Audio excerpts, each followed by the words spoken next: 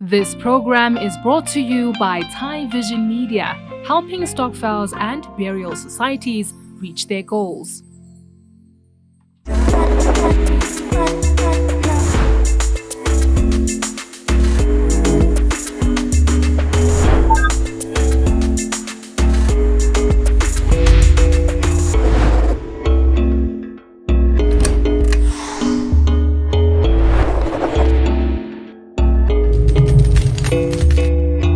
Welcome to Zaka Stokvel Insights, a platform where Stokvel and burial society members learn more about the world of business, and business leaders get to understand Stokvels and burial societies a whole lot more.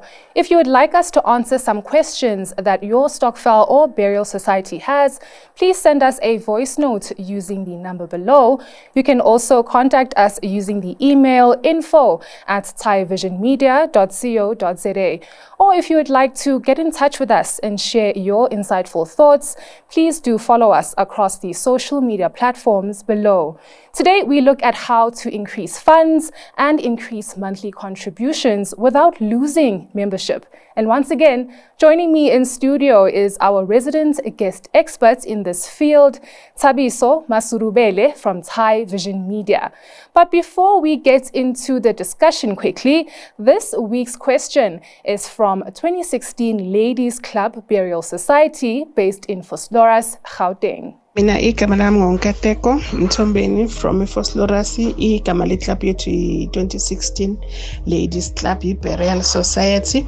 Si 25 and sishayela ama 200 rand every month. So if a member ishonile skipper 6.5 and then each and every member ishaya isikhwameni ishithenga igroceries ineville bese siyahambisa. So thina besiwisha nje ukuthi singakhuphula imali if umuntu ushonelwe, maybe umuntu athole 12.5 but asazi ukuthi singakwenza kanjani lokho, then nisincede nokuthi isikhwama sethu sisikhulisa kanjani, because if umuntu ushonelwe thina futhi siphinde si replace imali, sikhipha ama 50 rand siwabuyisele bank. So ngicabanga ukuthi nalokho kuyasinceda ukuthi isikhwama sethu singayihli.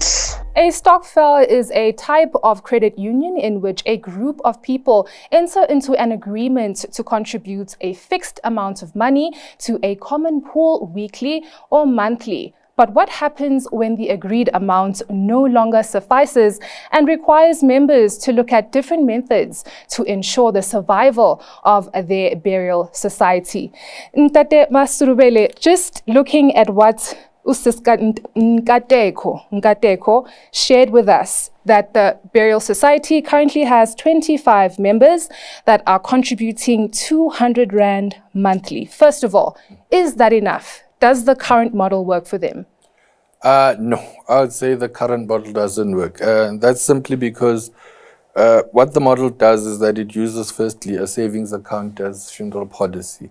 Secondly is that how they determine the benefit and the premium is something that's not gone through a rigorous actuarial process. So on the basis of that, I would say that this model doesn't work. I mean, I can give you an example. So if they say they've got 20 members, 25 members, and they each giving 200 rand. So that's 5,000 rand that they're depositing every month. And in the event of a claim, they're paying out 6,500 rand. So in the event that they would have two claims, it means they would be unable to honor the second claim because they'd have a total of approximately 10,000 rand. And the liability would be 6,500 times 2, which is 13,000 rand.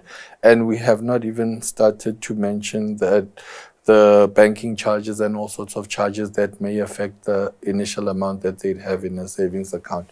So on that basis alone, I'd say that the model is not sustainable and it's not something that would work.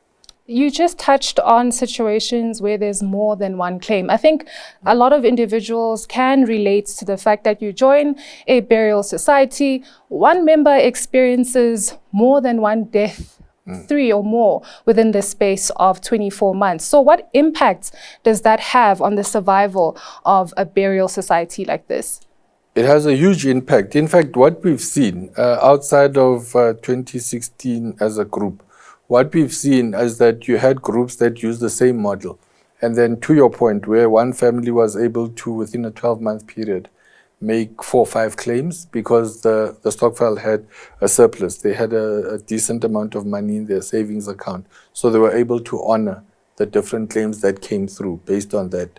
And again, because there was no actuarial process that was followed, and there were no rules and guidelines around claiming and, limits on claims and so on, what we found that one family would make 4 claims and get paid out. And in the next year, you'd have a family which has less members making 1 claim and then being told that there are insufficient funds to honor their claim. Or they don't make a claim at all.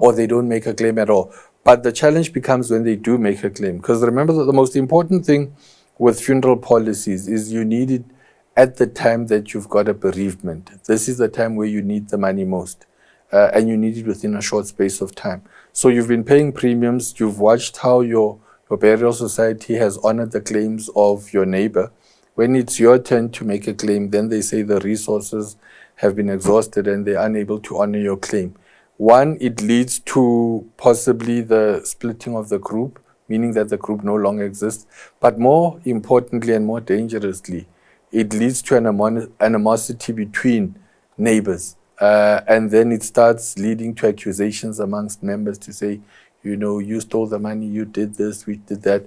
And then what that does, it then goes against the whole grain of starting a burial society. Now, if the current model isn't working right now, what is the right amount to start off with when you're trying to join or create a burial society? I think the most important thing, there seems to be a trust deficit between financial institutions, or rather from Stokvels with financial institutions. But I want to talk about the advantages that you have. So one of the important things about having an insurer attached to your burial society is to ensure that the claim is honored, provided you pay your premiums on a monthly, is to make sure that regardless of the number of claims that you might have, those claims would be honored. So what we normally tell groups is that make sure that if you're paying a premium for funeral cover, it has to be with an authorized financial service provider where you've got recourse in the event that the claim is not honored and you've been honoring your part. But more often than not, claims are honored where people have been paying premiums. And so it deals with that aspect of making sure that even if you have 10 claims a month, those claims are honored. And secondly, it helps provide a realistic overview of what needs to be paid for what benefit. And I think what happens more often than not is that people sit around a table and they say, how much money would you like to get when there's a funeral? No, I think 10,000 Rand is a good amount. And it doesn't work like that. It doesn't work like that. You say 10,000 Rand is a good amount. And then how much do you want to pay? I can only afford 100 Rand. And then you look at the numbers and you say you're paying 100 Rand and you're getting a 10,000 Rand premium. The numbers don't add up. And that's why then it becomes difficult for them when they get to a regulated and authorized financial service provider expecting to pay 100 Rand for a benefit that's 10,000 Rand, and then they continue on this unsustainable and dangerous model that they're working on. I think there's so much for us to unpack right here on especially how they can raise those funds to sort out the loopholes that they currently have in their structure. Let's take a short break. Stay tuned for more on Zaka Stokvel Insights. Are you a member of a Stokvel or burial society?